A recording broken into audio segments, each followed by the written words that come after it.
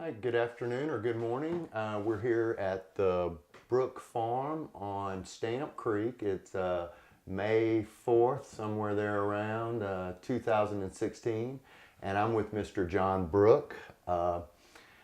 We're uh, we're at the foot of Pine Log Mountain, and we're right on the edge of Bartow County. So since this is for a Bartow County audience, I want to fall right off of the edge into Cherokee County.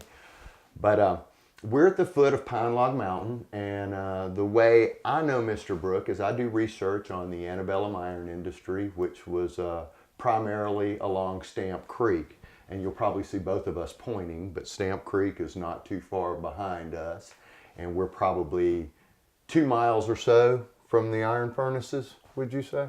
Or less. Or less. So For at least one of them, maybe a little less. So within 2 miles of where we're sitting in in the 1840s, 50s, and 60s were 4 iron furnaces, a buggy and carriage factory, various sawmills, and things of this nature. And I say that this was the most heavily industrialized area, or one of the most heavily industrialized areas of the Deep South prior to the Civil War.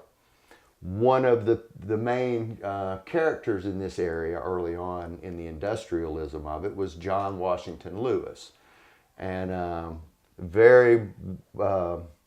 he was a Baptist minister. He sent several up and coming young men to get their educations outside of here, one being our Civil War governor, Joe Brown, and 2 of John's relatives as well. So basically, I want to talk a little bit about the early time here at Stamp Creek, and then we'll move forward and talk about John and his life and how they grew up here on the outskirts of the county. And so we're going to go from a pre-Civil War industrial area to a post-Civil War very, very rural area until modern roads being built. So anyway, I'd like to introduce Mr. John Brooke, and he a wonderful, knowledgeable historian and local participant of history. So, Mr. Brooke, can you tell us a little bit about what you know of the founding of Stamp Creek? Just Well, they all arrived here, and in '48, poor records lying here on the table. John W. Lewis was there, had a meeting, designated land, and gave it for the school to be there and for a building to be there to be used for the school and for churches of all religious groups with all faiths there present. Now, some of the faiths were not prevalent there, but we had Baptists, we had Methodists, and we had Presbyterians. Early on, by at least 1850, must have been a building up at Miller's Chapel, because we've got tombstones up there dated death dates of 18 and 50. Okay. We come forward from that time. They need some more land, and they have a meeting in 1879, and the people of the community raise the money, no tax money, no church money, just the community, to buy some land at $22.50 per acre. And property was surveyed out by one Joseph Webster Knox, who would be a first cousin to my grandpa. And incidentally, for people in Cartersville who may remember Hubert Knox, who had wayward ways, imbibing too much of the spirits, he was a son of Joseph Webster. The property was platted, the deed was recorded, and somewhere in the paperwork here there's a reference where the deed is recorded in the courthouse. So these furnaces, the Lewis furnace, one of our iron furnaces a couple of miles away, it was built in 1847. So you're saying that the church and the school the property was given by Dr. Lewis Right. to the community for church and any denomination. He was a Baptist minister, so that's interesting. So he gave the property to the community for all denominations, even though True. he was, he was a Baptist minister. So that's interesting. So we had this. I mean, there's no parallel to this community in 1847 in the Deep South. There's no community with a couple of iron furnaces, and then and just quickly, these iron furnaces required a tremendous. They produced about 2 tons of iron per day, so they required a lot of infrastructure in order to keep one running. So you think about the first actual furnace on Stamp Creek was built in 1839. So they were here piling in material, building infrastructure with old growth trees here, producing iron in what was the wilderness, basically. Now, in the area, the wood, the trees being stripped of timber, they grew up. And later on, that was the view of the timbering in here in a certain period of time, the 1930s, Okay. when they got wiped out. The land that belonged to these mining companies and investment companies, the timber from that was sold. They had a big sawmill down on the river below the dam, and had a small line railroad that could move logs out of here down there, the mill being somewhere in the vicinity of New Riverside, Ochre. Okay. So they would take logs down there after the They were after doing this this. week road. They were doing this up until 1900. Okay. So let me try to frame this. When these furnaces were in operation, they required about 1 acre of trees a day, and the fuel was charcoal. So one of these furnaces would be, you'd see a big smokestack coming off of it, but for every furnace there would have been several charcoal piles being produced. So originally people mined iron here and made charcoal to manufacture the iron. And once the Civil War came, this area was just devastated. The destruction of the Etowah iron industry never really came back. So the manufacturing left after the Civil War, and became more just extractive.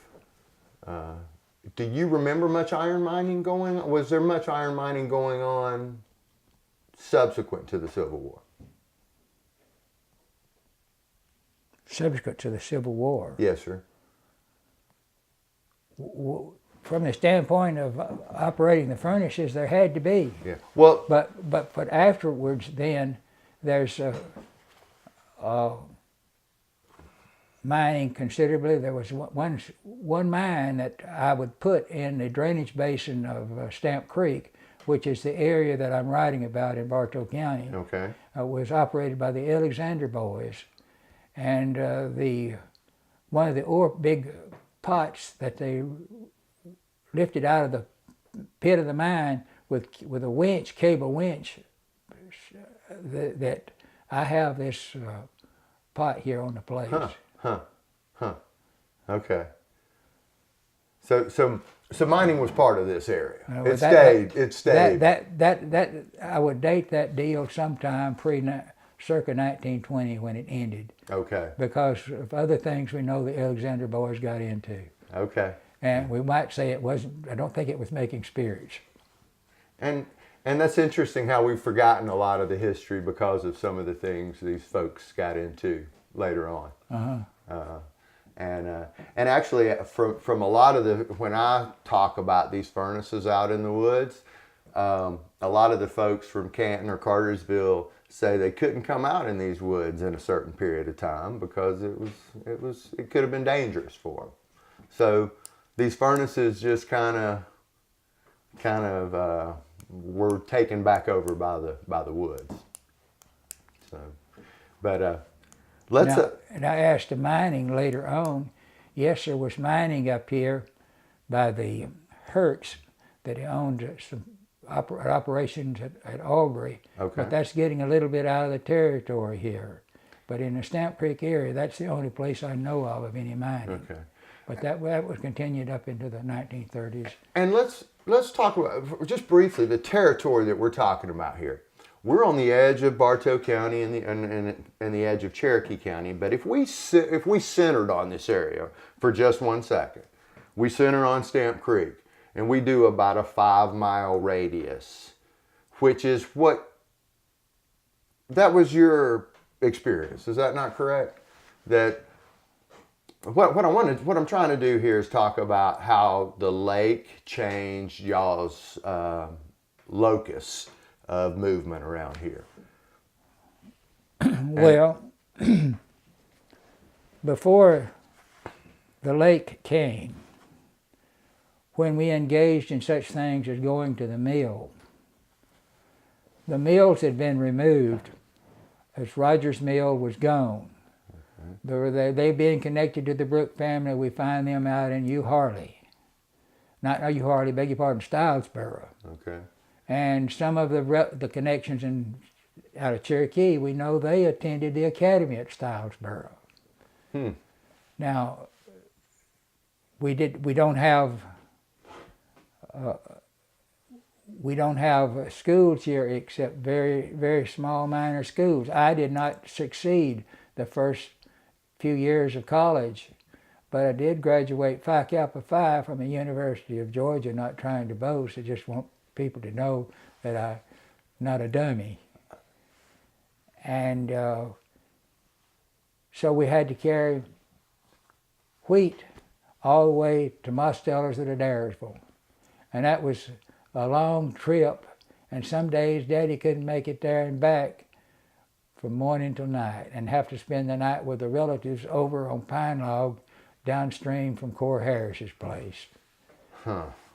Then we discovered a mill over near Lebanon. Okay. So more towards Woodstock. Which is at the Sixes exit. Wow. And we would go from here to there, and we crossed the Steeles Bridge, and it had been sabotaged by Army deserters during World War I, and Daddy questioned whether or not it would hold up the people. So he drove the team up and got them on the landing of the bridge, take the mules loose, lead them across, tether them on the other side, and by hand pull that wagon across. And I've been across there with that. Wow. So y'all took your wheat to be ground either to Adairsville or towards Adairsville, right, or across the river to close to Woodstock. No. Well, yes, we say it's. It would be a suburb of Woodstock, but they, I think, annexed most of it into Holly Springs. Okay. They're land grabbers over in Holly Springs. Okay. And so we became familiar with that territory there, as that also was the area of the Brewsters, who was the son-in-law of the Greshams, who was father-in-law also of Governor Brown. Yes. And so we became familiar with that area, and so we encompassed that area. And essentially, the river, Stamp Creek, drainage basin, and up Shoal Creek. Shoal Creek, yeah. Up Shoal Creek to Rocky Bottom, and the drainage basin of Rocky Bottom until we merged with the Stamp Creek. And that's what I was trying to say a minute ago. This Stamp Creek watershed, which is in Bartow County. No, it reaches Cherokee. I'm afraid it does. Yeah, it touches it in a couple of places. But the Shoal Creek is, I think it's completely in Cherokee. But the two creeks taken together have this rich industrial history, of course, Indian history, local history, and but because they're on the edge of the two various counties, they get separated and never. But your life is the two watersheds. And you mentioned Shoal Creek. Yes, sir. The Moore family, of which I'm a descendant, they had a mill on Shoal Creek, which got washed away.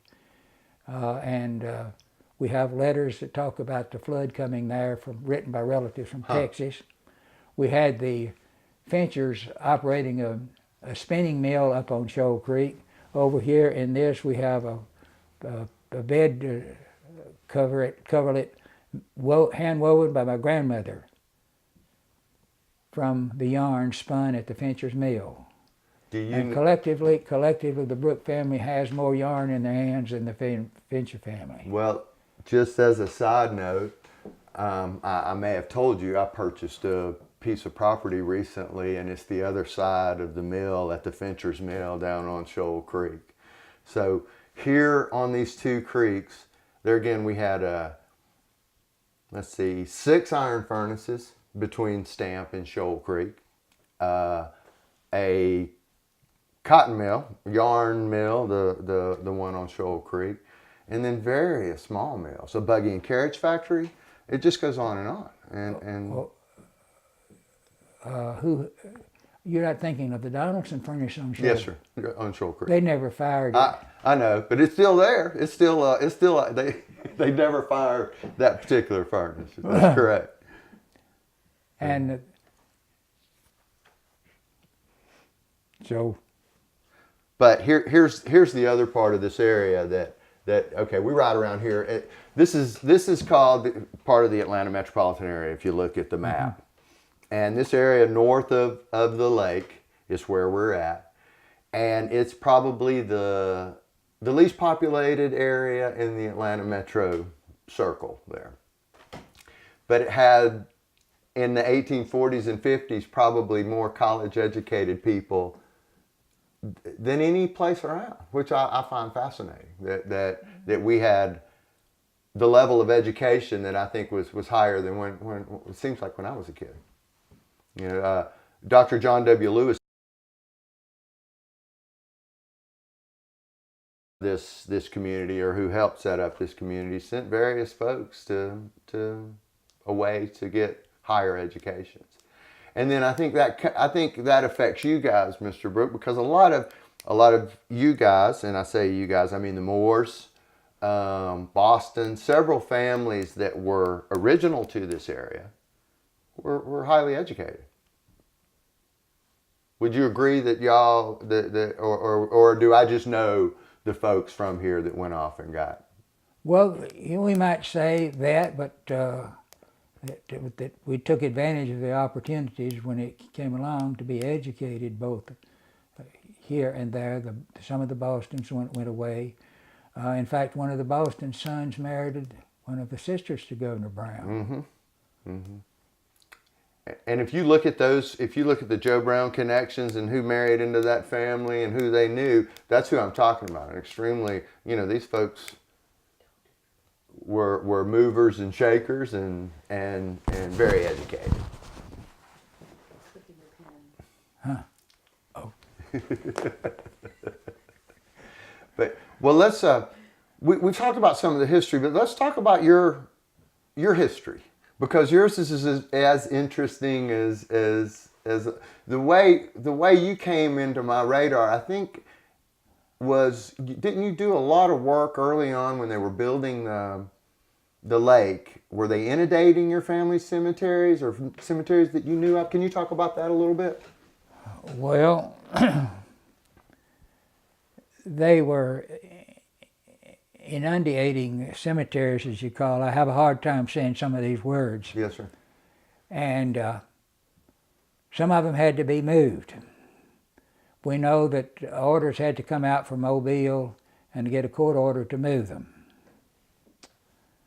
We know that the graves got moved to different places. Mm. There was a cemetery, one lone person buried down at somewhere close to the junction of Stamp Creek and the Etowah River. For some reason, no one knew what he was, but they buried him up at Fields Chapel. And incidentally, Fields Chapel Church dates from 1838, a log building built by one Jeremiah Field, who, when he died, had an estate with considerable value over in South Carolina, per what I have seen written. And it's And when just evaluate it in common terms, it seems like he had enough money to burn a couple of wet mules, but I know he wouldn't have had that money if he'd been burning wet mules. Well, and the Fields are still around today as And well. they're still around. Still very good friends, and but yeah. And so we've had associations with the Field family. The families that's worked with him, well, my grandpa, where the sheep got lost, he had the job of finding the lost sheep. My daddy worked with the college-educated son, I might and you, that was Marcus Harvey, who was, what is it, Harvard educated? Yeah. And his wife collared him in. He had to dress for lunch at dinner time in the midday, so we're told. And so, yes, I will relate to him in a way that the Fields family, one Kenny, is agreeable to my saying this about him. Now, I mentioned the other brother to Marcus Harvey, Elias Earl II, who was educated at Stylesboro. Their father, Elias Earl II, owned the property there and operated it, and they did not sell their land to the Corps of Engineers because they were of the opinion that I guess hell would freeze over before they would sell the property. They didn't have to, correct? They were probably in a situation, Right. but most people had to. And also the building of the dam got shut off because of the likes of one Mr. McMickens that had the property on Altoona Creek. He wouldn't sell his for love nor money, I suppose, what it hurt. So that And impeded then they Georgia came up- Power's. And then Georgia Power comes up with lining off what they're going to buy and build, and they etch everything out, get it surveyed, and so forth, and they plan to build the dam. So Now- y'all saw that survey on the ground. You could see where the lake mark was going to be, or did One of the Hubbard boys tells that he was lying on the ground when the planes flew over doing the aerial photo for that, and he thinks his picture showed up in the aerial photo. Well, that's interesting because I'm trying to get down. Georgia Power's got an archives, and I think they've got aerial photos of this area in 1925, and you're telling me that a plane flew over taking pictures. So I just made a note of that. Thank you. Now, when the Corps of Engineers build the dam, they've got the power to condemn and take Mr. McMickens that doesn't make a rip. Okay. And they build it lower, but for somehow or another they feel like they've got to get the elevation of the level that Georgia Power anticipated having across the lands of the Greshams, the P.H. Brewsters, and so forth, in the Fields. Okay. And and cemeteries were to be moved. That one was moved. There's another one, two others there. The Brewster Cemetery was at what we call Brewster's Crossroad. That would be. We don't even know where those places are now. We do. We will put them on a map. Brewster's Crossroad is at Seals Bridge Road versus the crossing of the Cartersville Canton Road. Okay. And down that road farther was I believe it was the Cobb Cemetery. They moved some of them to Field Chapel and some of them to Mount Carmel. Huh. So they've moved them to different places. And then there was the Brooke Cemetery, Okay. which did not get moved, but it got destroyed under the watch of one Ortel Monroe, who surveyed out the dam, and per the testimony of one Joe Brown, an electrician in Cartersville, who drove by here one day in his overalls driving a BMW. And he told me about his being with Ortel when they surveyed across the river above Canton to get the bottom line in the bed of the river. Okay.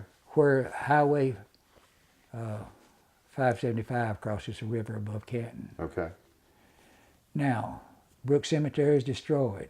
We fast forward to 1990, and one Carl Etheridge comes in the yard, and he catches me on my lawnmower, and I want to finish mowing, and I continue mowing. I'm operating on the assumption that if I was down in the field plowing and someone came up and I was halfway down the road, I would expect him, if it was urgent for him, by golly, he could come out there and catch me in the field, if he could chase me and my mule.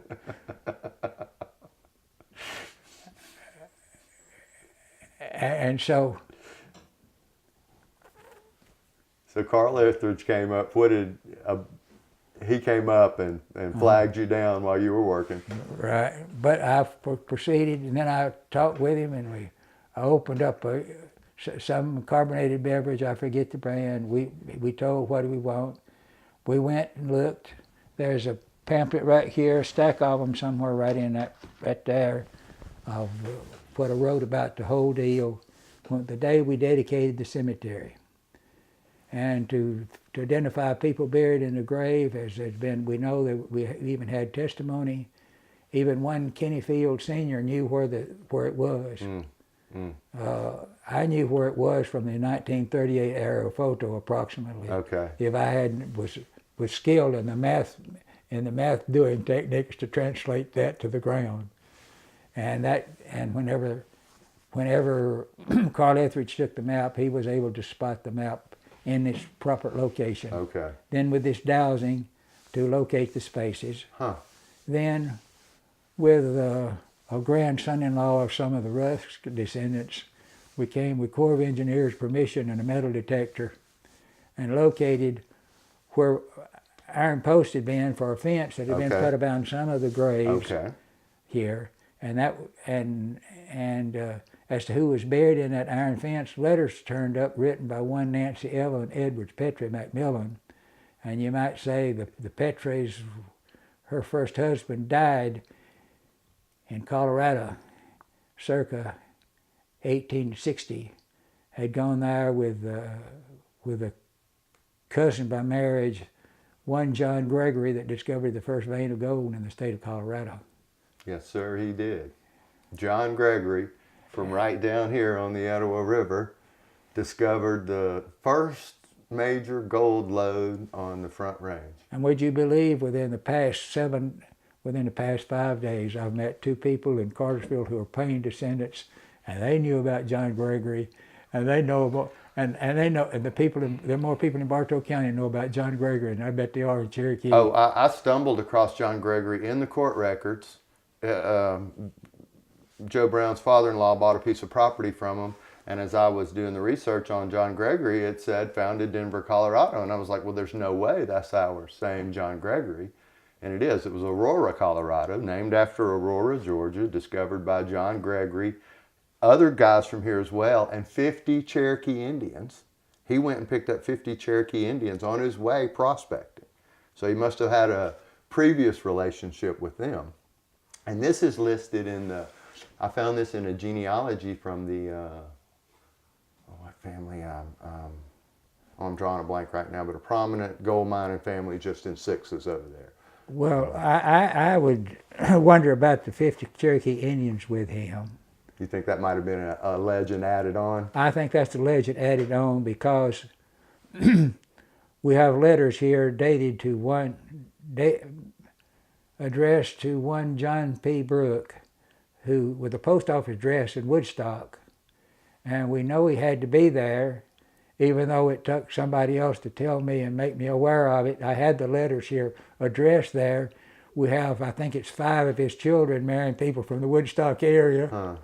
But I was just too busy thinking about other things to be cognizant of that. Yeah.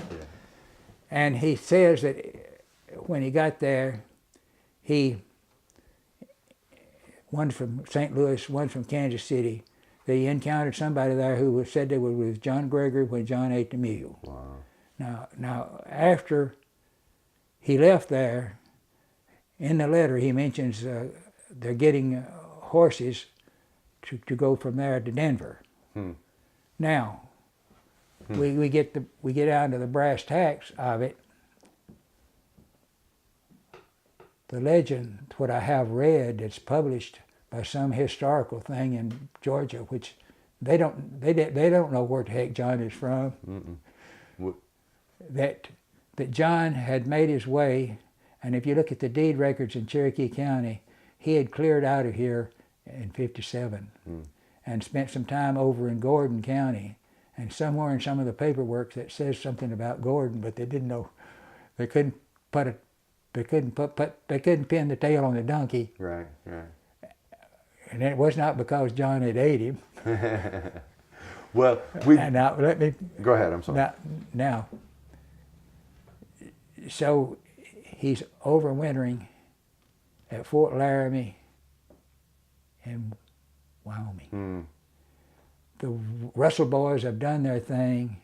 They've got back to Georgia, and thanks to the grapevine, which works just as well as what is it, the internet today, you have just as much faith believing what you get on the grapevine as you do on the internet, except when it got there, he knew he could beat the Russell boys there, and he did. When spring opened up, he was there, I think at the 1st of May, when he could find to go into the gold. And the Russell boys that he's mentioning were they're prominent in the Western history as well for discovering gold through there. They discovered the gold in the stream on their way back from Colorado. Okay, so they saw the first color, came back here and talked about it, and John Gregory ended up finding And I might it. add that the Brooke connection, he was a brother to my great-grandfather. He had been dispersuaded by the brother in California about going to California for the gold mine. Okay. But when gold was discovered in Colorado, that's when he took off. I gotcha. So he didn't go for the California gold rush. He went for the Colorado gold rush. Trained from here to Memphis. Okay. Riverboat from there up to St. Louis. Riverboat on to Kansas City. And incidentally, when John did his thing out there, Horace Greeley came out with his entourage, and so we know it had to be horseback from Kansas City on to Denver. Okay. And Horace Greeley did write about that gold rush, and Listen, John made national news. It's hard to think of anybody making national news. We could have people make national news for anything.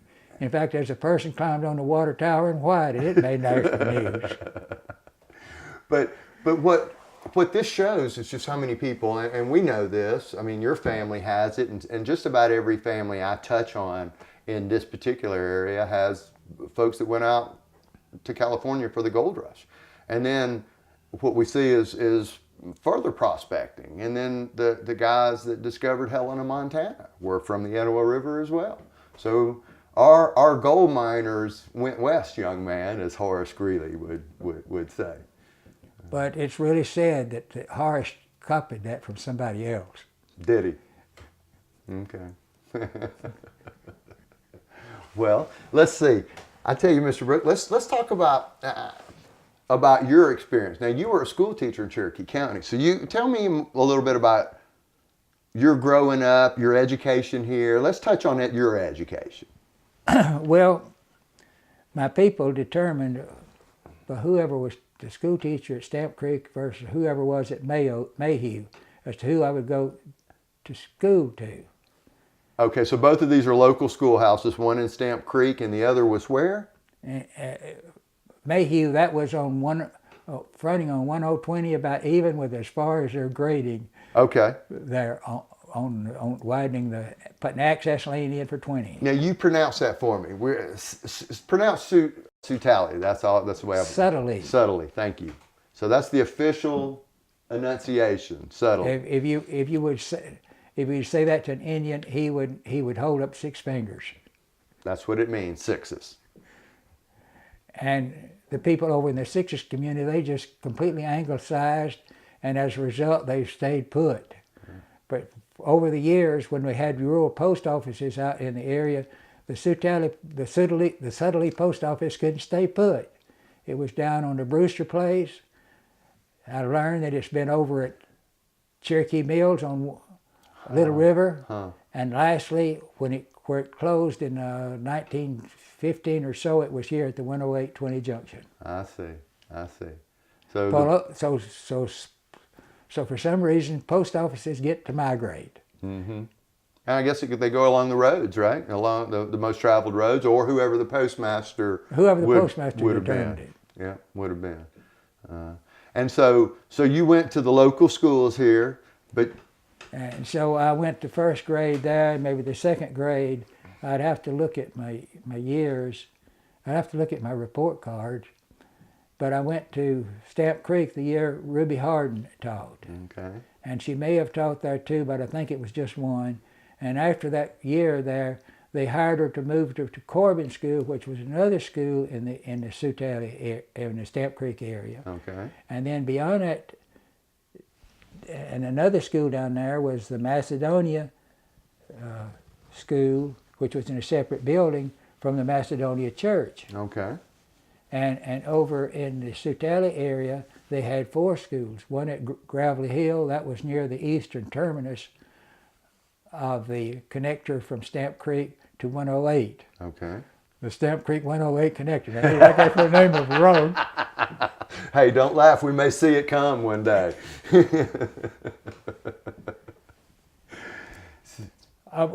Speaking of this, in naming roads and so forth, roads have a way of changing, and that sort of irks me.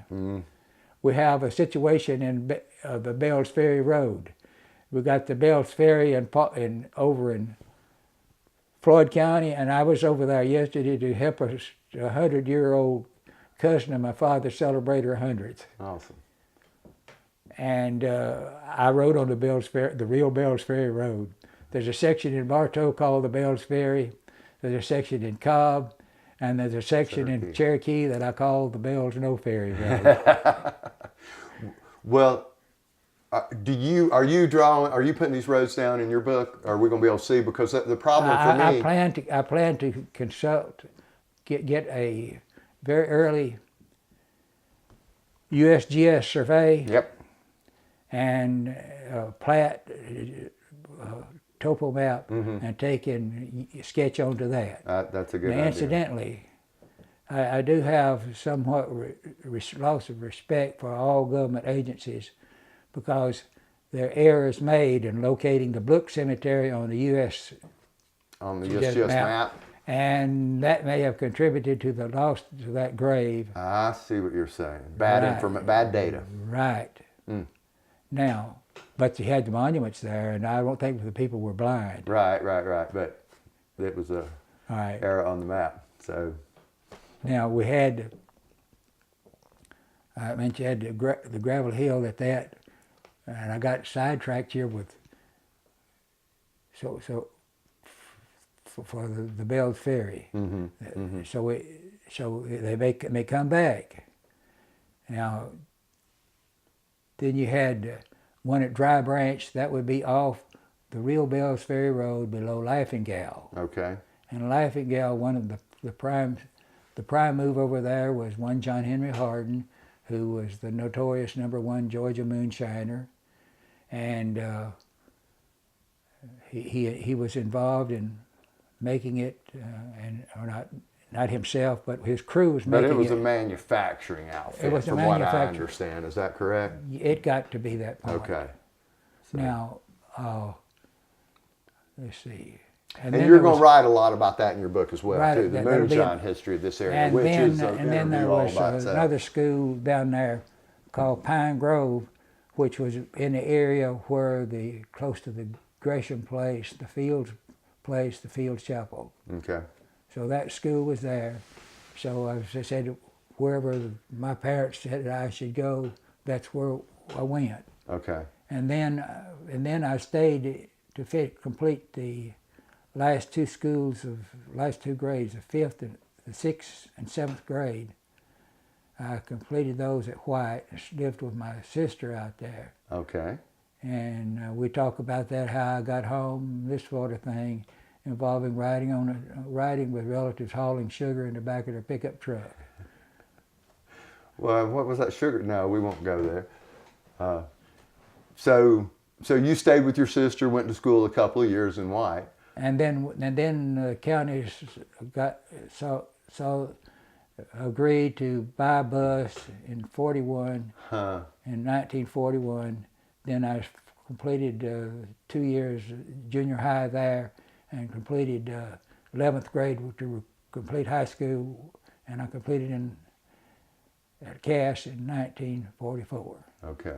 Oh wow! So you graduated from high school right at the end of the war. You graduated from high school in 1944. The war wasn't ending then. Well, it was. There was. Yeah. 45, right? Mm-hmm. That's so there was no bus service in the rural country. You got your kids to school prior to 41. There was no other way. Is that correct? Right. In fact,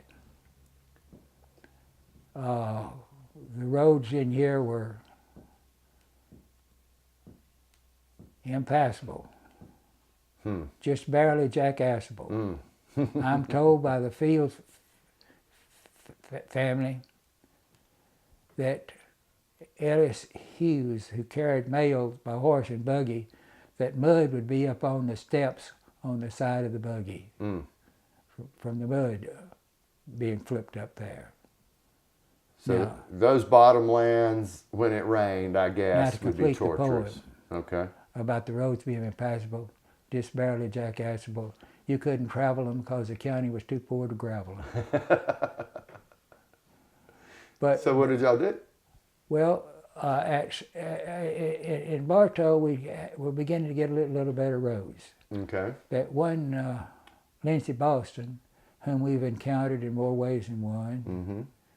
We won't talk about them here, but we'll do that later. But the Boston family, prominent, local. Okay. But he became county commissioner of this district, and we got a bridge over Boston Creek. We got a bridge over Stamp Creek at Stamp Creek Road. We got a bridge across connecting across Stamp Creek at what was the Jones Mill. Okay. Okay. Now, that the remnants of that bridge are still down there. Right. So you're telling me that was circa what year? Circa 25. Okay. Okay. Now that bridge washed away at one point in time, and so some of the Woodalls had been away from here to some relative that passed away. Lord knows, either Carrollton or over near Talladega, Alabama, I don't know what. They came in here in the middle of the night, and they had made it across the bridge up there, and they said that the water was up with looked like about a foot above, no, about a foot below the bridge. And they got here, and the creek down here was up out of banks, and you couldn't, and they just stopped here and spent the night. They couldn't get home. We just took them in the middle of the night. Here in this house, and the bridge washed away. So then it was back to using the ford. The county put gravel in there, and we could get across it. Then, if you had a high wheel vehicle, and it was dry. Right. Yeah. So. And incidentally, we had other fords to cross after we get into White. After we crossed went by where the garbage, the disposal site. Right. Wow. So after Sherman until 1925, when the industry kind of died down in here, the roads just didn't have enough service to keep them maintained, huh? Is that accurate? Because I'm out here in the woods, and some of these road beds that service these iron furnaces are still intact, running back through the woods, and they're pretty substantial roads. So they would have had to have worked on the creek crossings all the time to get that iron ore and product back and forth. That would have been a big part of what they did, I would imagine, is keeping their roads serviceable. So that we know where the slag went, and the road's now paved, but there's some slag. They bit some slag down in there that you can find. Okay. And in Cherokee County, they did have convict labor, and for some reason, the Brooke family and the Boston family contributed rock with the convicts picking them up and hauling them, and they filled every mud hole from the county line up here to the 108 junction. With slag, you're saying? No, with rock. Oh, okay, with good rock. With rock that had picked up, that had been piled out in piles when they cleared the rock out of the fields to cultivate it. Oh, I see. I see. So when you were farming, you put your rocks to the side, and the county paid, or didn't pay, but had the prisoners come through and haul that rock around, and that was y'all's.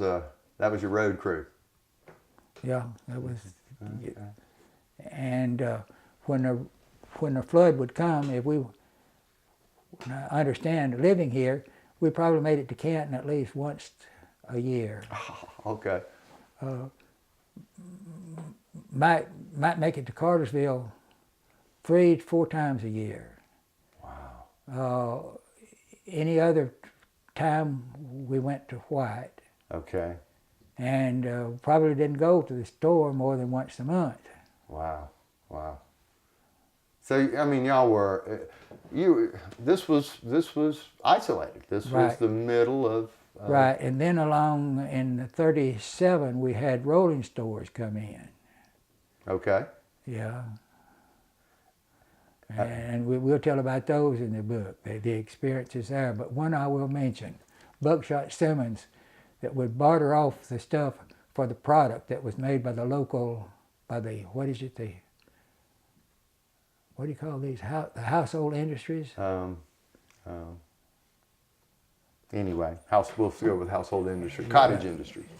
With the household industries here, there's a name for this alcohol. And he would get so inebriated that the report was given me that he would make it back on Stamp Creek Road at White, and turn, and that whenever he made the curve, he would make it on 2 wheels. So what you're saying is the product that was being bartered in this area made it difficult for the traveling storekeeper to get home. Well, so let's get to you're graduating from high school, and you go on to college. Is that correct? I went to Reinhardt. Okay. And then did you work in the car? You told me you did something after the war in teaching capacity. Okay, now after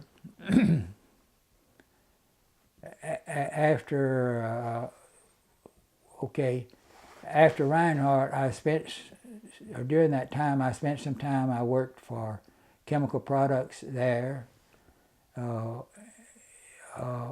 and then when I finished Reinhardt, then I worked for a period of time while they were constructing Alatoona Dam, mucking out the bottom when they started pouring the base there on the part that was protected by the Coffer Dam. And when we got through there, then I came, there was no more of that work to be done, so they're using cement finishers. Okay. And I came to work with the rock people up at White, where the stone was being crushed. Okay. And I worked there to see that the tunnels, the rock feeding down the chute would come out on a conveyor belt and get up into a storage bin to be dumped into the trucks when the trucks rolled in. And so then I went to University of Georgia. I spent 8 quarters there. Okay. And finished and graduated. Okay. In the fall in August of '49. So on top of Reinhardt. So you went to Reinhardt for 2 years, and then you went to Georgia 2 years, and finished up there in '49. Okay. And then I went to. Then I worked with the Veterans Farm Training Program, which was started there, and they qualified for a number of years based upon their time in the service. Okay, so it was a GI Bill type deal? And so that whenever that was winding down, it was started while I was still in college. Okay. And it was winding down, so at that point in time I went to work with the poultry processing plant in Canton that was initiating a grow their own process. Huh. And they sold out to cotton producers. And when that happened, then I went to work with my mother's cousin, Leroy Jenkins, who had the Harvester dealership in Cartersville.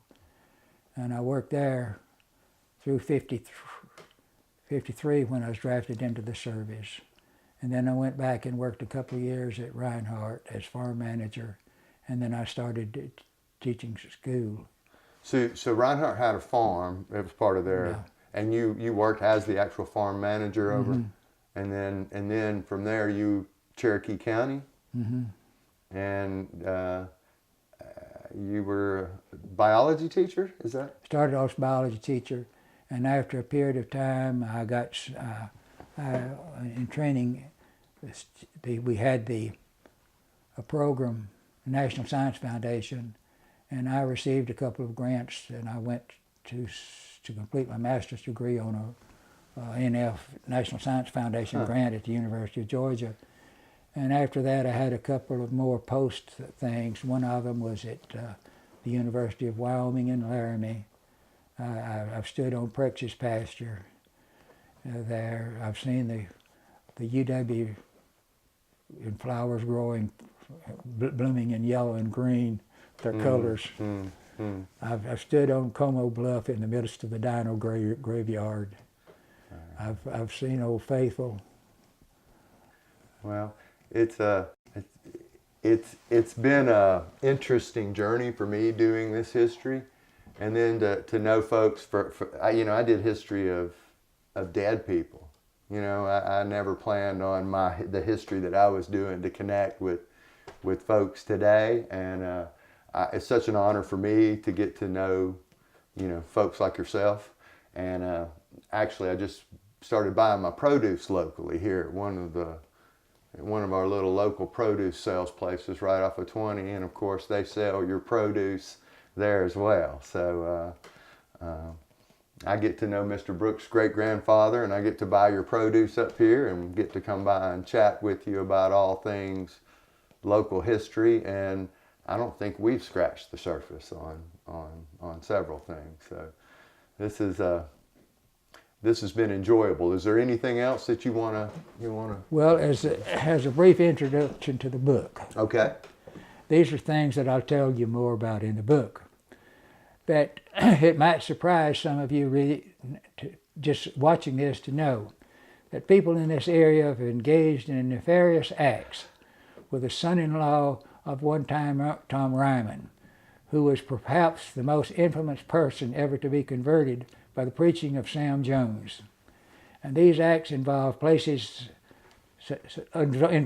things as the burning of mules in mule barns, the movement of mules out of Cherokee County across Bartow, and eventually they're winding up in East St. Louis, Illinois, to be seen by people that I've heard about, and even places as far away as Montana.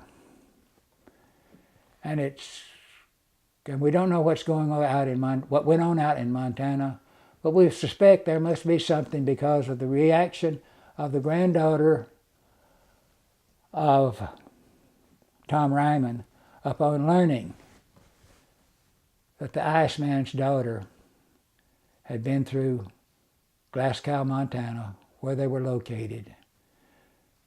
Incidentally, the Iceman was the one that discovered when the son-in-law was gone.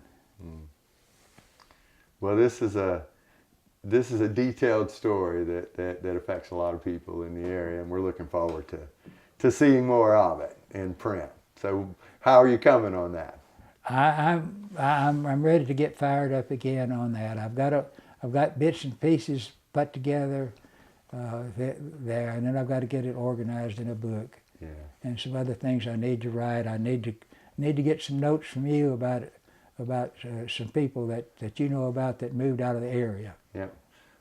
Well, look, these are the side stories that are better than any fiction that I've ever. That's what keeps me doing this. I think is that these stories, nothing matches them. and they're true. and today we can track down evidence that just keeps the stories becoming more and more colorful. So.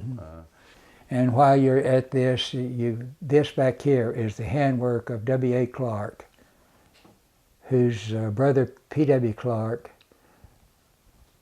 married one of the Leach daughters of the Stamp Creek area. Their mother is buried at Stamp Creek out here. It got to be an unmarked grave. I have letters written by W.A. in W.A. Clark's own handwriting here, but she is buried there.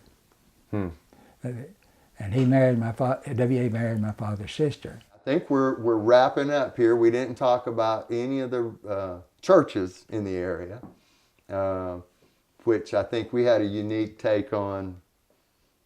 We had some unique religious stuff going on here. You and I talked about the Universalists that came up out of here somehow, which is if you're from my experience, we Baptists and Methodists, where I come from, and I never heard. I associated Universalists with New England, but we had a Universalist church here. Is that not correct? Was it?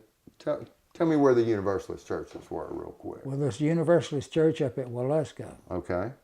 There was a Universalist church.